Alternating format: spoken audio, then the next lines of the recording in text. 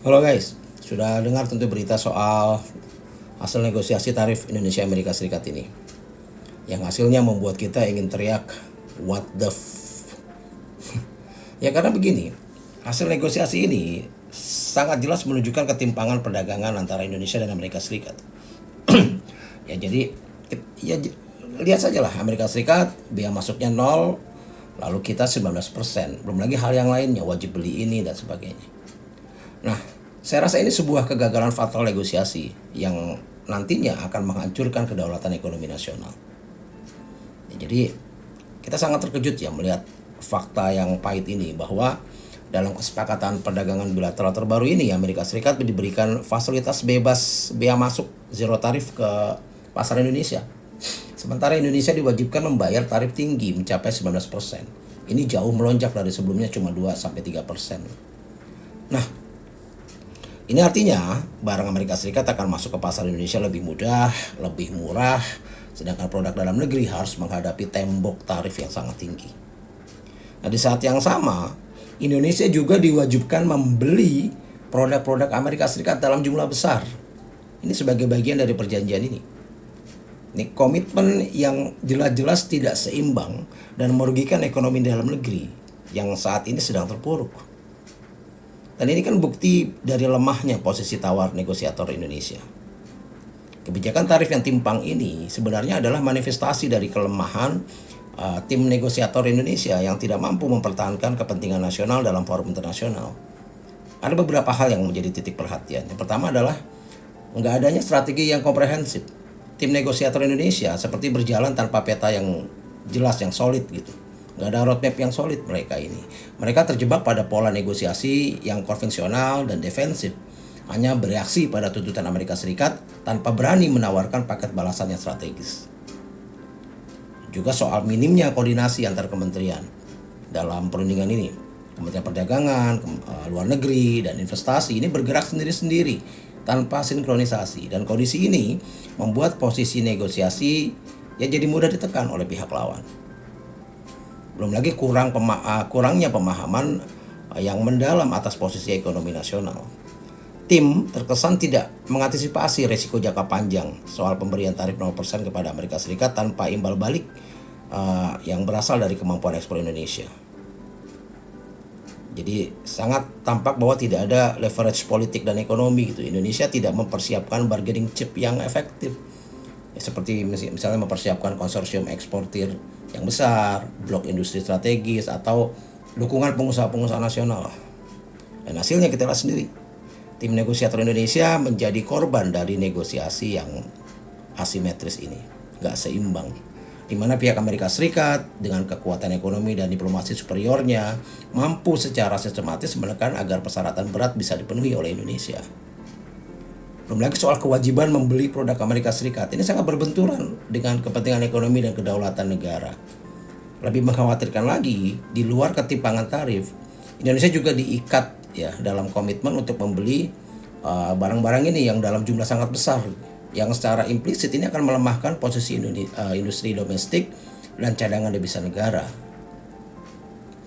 Jadi pembelian produk energi dan agrikultur Amerika Serikat di tengah harga energi global yang fluktuatif dan tekanan inflasi domestik, saya rasa ini menyebabkan aliran devisa ke luar negeri akan semakin deras ya, dan memberikan beban fiskal yang sangat berat nantinya. Nah, juga soal pembelian pesawat ya dan barang manufaktur Amerika Serikat. Ini kan membatasi ruang gerak Angkasa Pura dan BUMN lain untuk melakukan penghematan atau mencari alternatif produk dari negara lain. Jadi ini akan mendorong semakin lemahnya kemandirian ekonomi kita.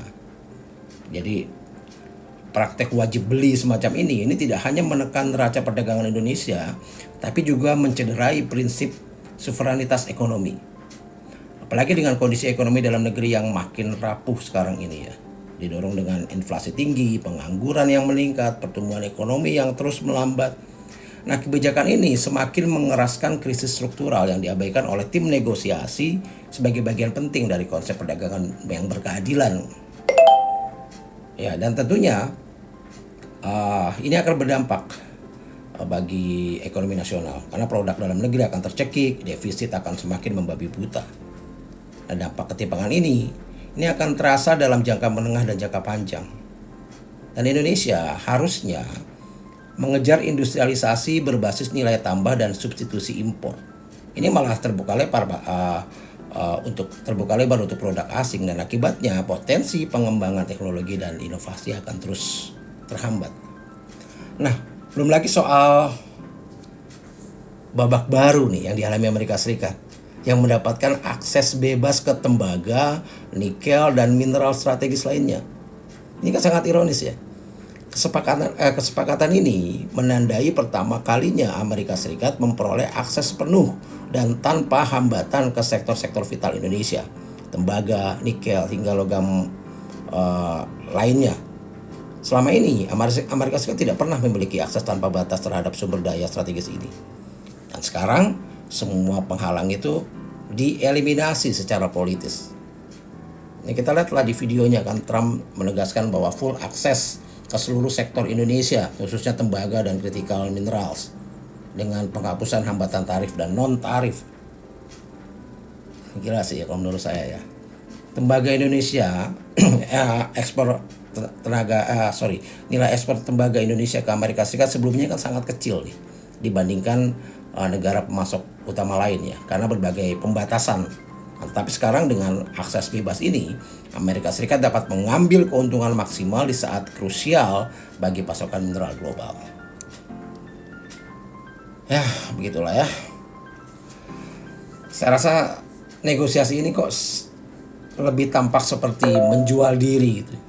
Ini kegagalan tim negosiasi Indonesia ini nggak sekedar soal teknis. Jadi ini kegagalan moral juga, kegagalan strategis dan ideologis. Jadi Amerika Serikat tidak hanya mendapatkan keistimewaan tarif, tapi juga akses ke rantai pasok mineral yang vital bagi dunia, yang selama ini jadi senjata tawar Indonesia. Nah, kebijakan wajib beli puluhan miliar dolar produk Amerika Serikat ini menambah beban devisa nasional. Sementara Amerika Serikat leluasa menambang nilai tambah ini di tanah kita sendiri.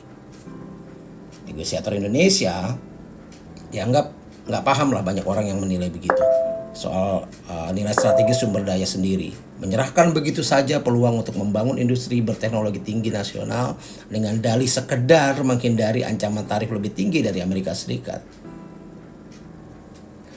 Ya, saya rasa mereka mungkin tidak menyadari betapa besar atau betapa berlipat gandanya kerugian soal hilangnya hak atas sumber daya ini. Indonesia akan kehilangan peluang untuk membangun industri hilir berbasis mineral karena akses mentah bebas diberikan ke asing.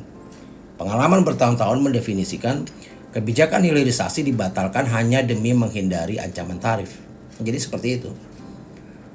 Dan Amerika Serikat yang kini tengah berperang mengamankan rantai pasok tembaga dan mineral untuk industri strategisnya.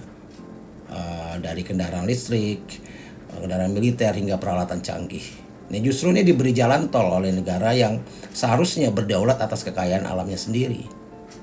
Jadi kebijakan ini membuat Indonesia beresiko jadi eksportir bahan mentah abadi, bukan raja manufaktur bernilai tambah seperti yang digembar-gemborkan oleh presiden dan wakil presiden kita. Katanya visi besar nasional, ya, tapi ya nyatanya seperti ini. Jadi please lah, jangan biarkan masa depan ekonomi kita dirampok lewat keran akses bebas yang sekali terbuka akan sulit tertutup kembali. Jadi jangan cuma teriak-teriak kita bangsa yang besar, yang ujung-ujungnya cuma sebatas koar-koar di atas mimbar. Salam.